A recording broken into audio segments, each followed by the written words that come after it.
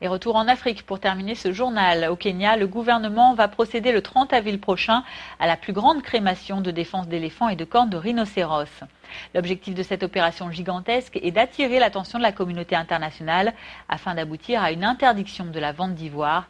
Reportage de Jeff Tétiémedi.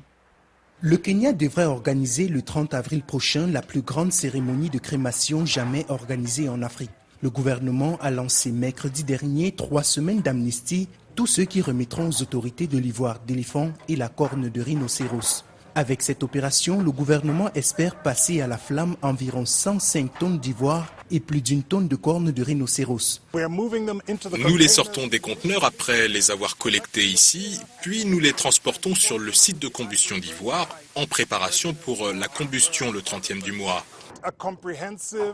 C'est un procédé assez complet. Chaque morceau d'ivoire a été indexé de sorte qu'il soit enregistré dans notre base de données électronique, puis retiré de la base de données électronique ou indiqué comme ayant été sorti. Nous nous attendons à ce processus. Nous faisons environ un conteneur par jour, donc nous serons ici durant 9 jours avant de tout ramener sur le site de combustion. Cette cérémonie de crémation devrait être conduite par le président Uhuru Kenyatta en présence de nombreux chefs d'État, de militants de la protection de la faune et quelques célébrités.